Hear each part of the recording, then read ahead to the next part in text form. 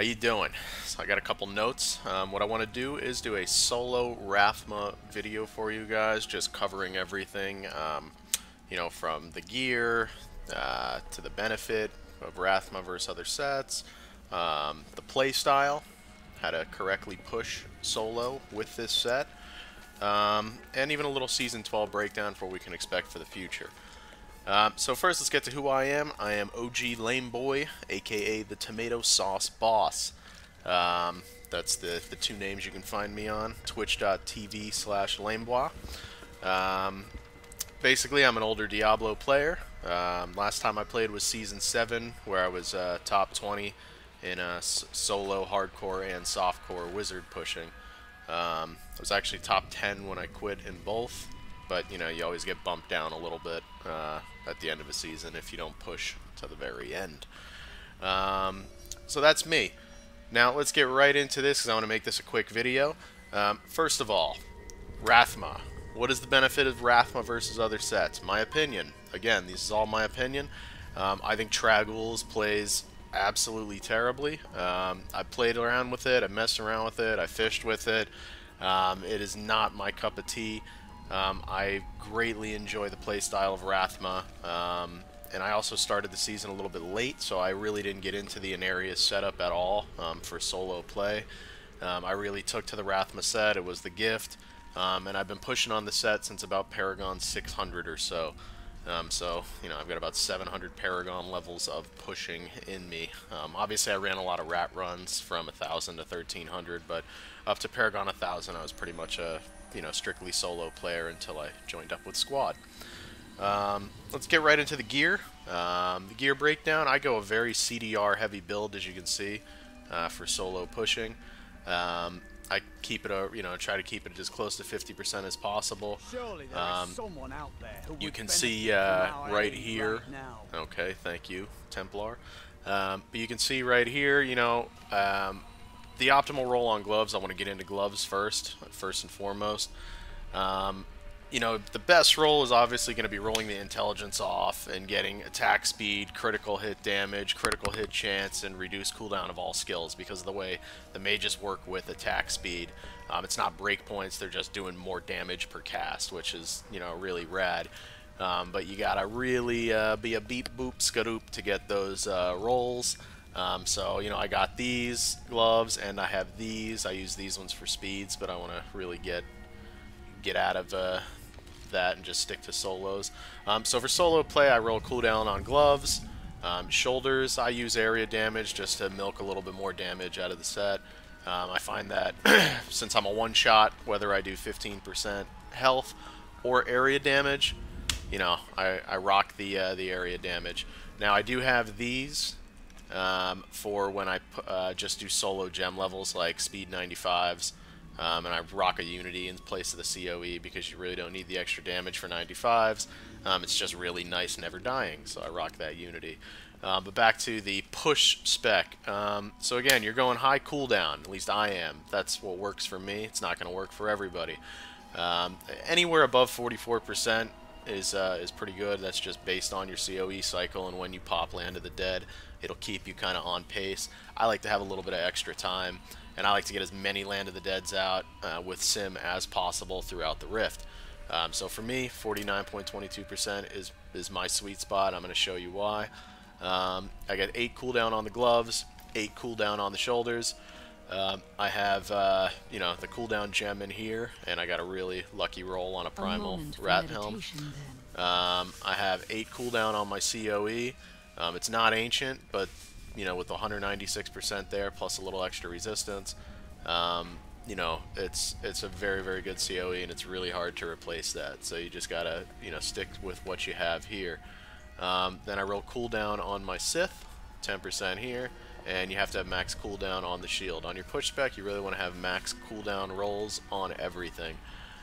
So that is the way I go personally. Now you could, to try to grab a little bit of extra damage for when your land isn't up, go with these gloves and swap that out, and you're still going to be above 44% as long as you keep everything here. It's just that it cuts your Land of the Deads really, really close. I like to, I like to have a little bit of extra room, so I go max cooldown everywhere. It's a little less damage, but you know, you'll deal with it.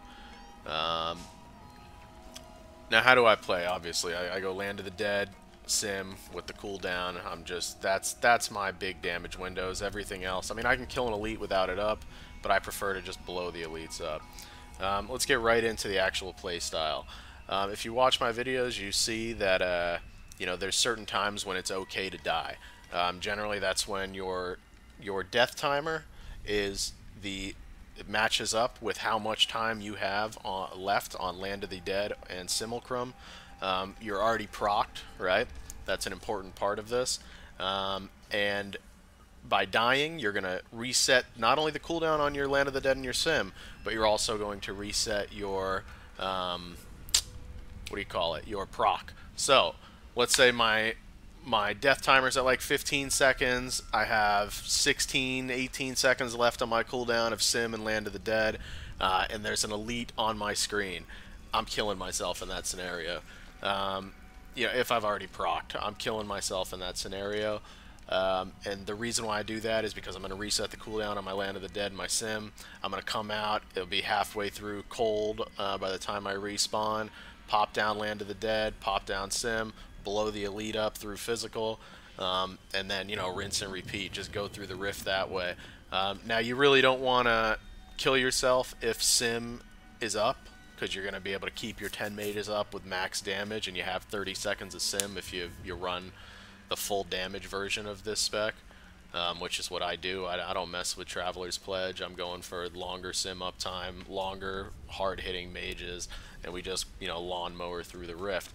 So I wanted to get through that because there are times when it's okay to die, and that's when your death timer is going to match up with your cooldowns, and you're going to reset all that, get that lawnmower going again, and you know, then you push through that rift and hopefully get a clear there.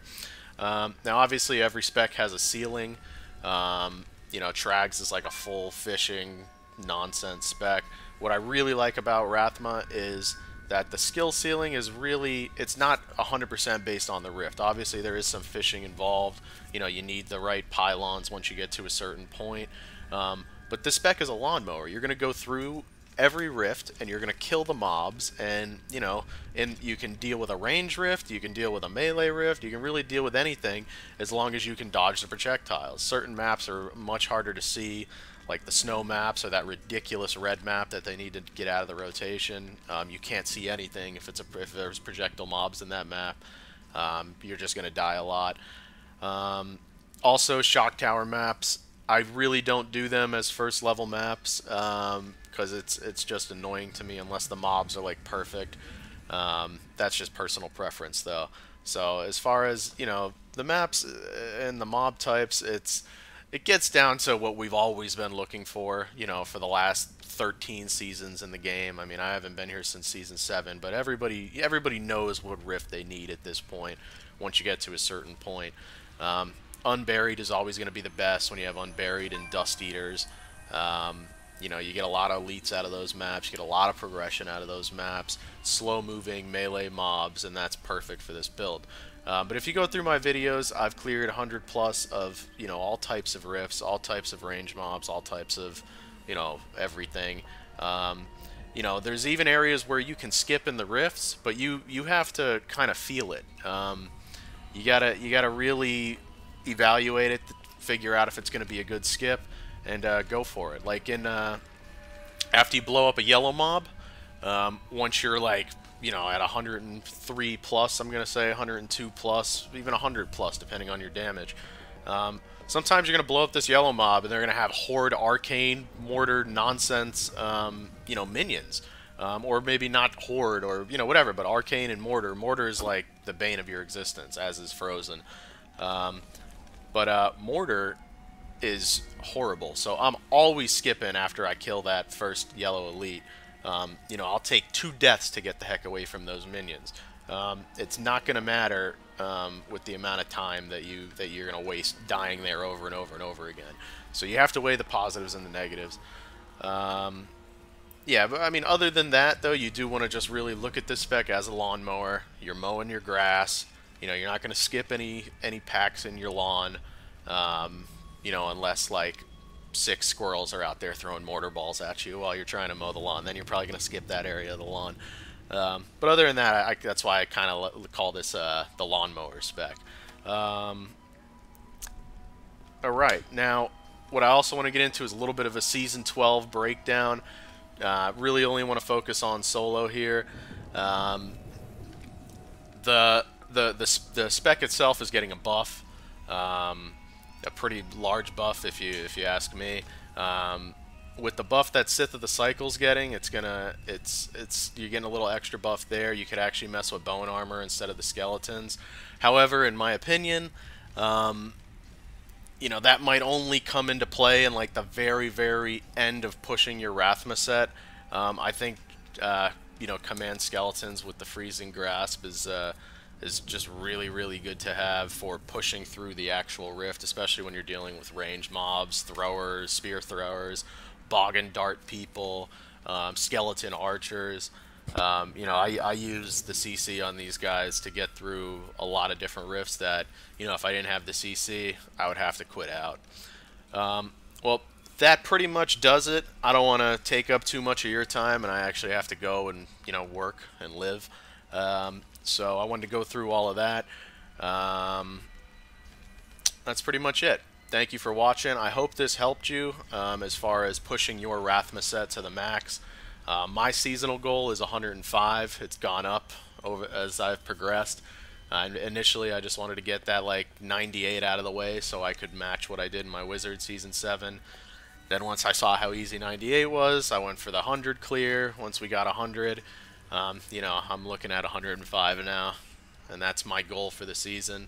We'll see though. If I clear 105, I might start fishing, you know, 107 to 110 just to see if we get a lucky random unburied massive rift with perfect pylons. Oh, that was one thing I did want to go over, your pylon ranking.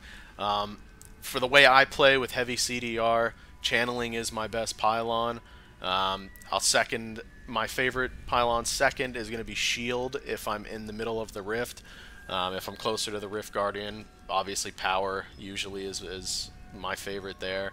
But I mean, the Rift Guardians just melt in this spec anyway once you have land and sim up, you know, and your physical hits. So power is not too important in this spec. It's nice if you also have like 2 elite packs close by. I'll try to bring them both closer to the power, to land up or line up land and sim with the power pylon and bring them in.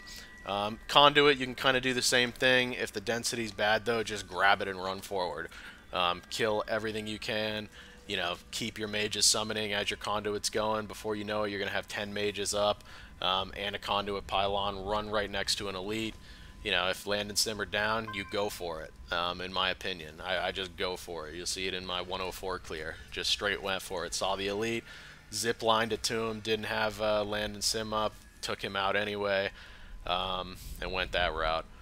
So that's pretty much it. I wanted to keep it a short video, but I did want to go over this Rathma set because I have had a lot of questions in game, and I've had a couple people reach out over Reddit and the forums, you know, that were trying to push with the build. So I figure give them a quick little breakdown, and hopefully it helps them out on their pushes. Thank you.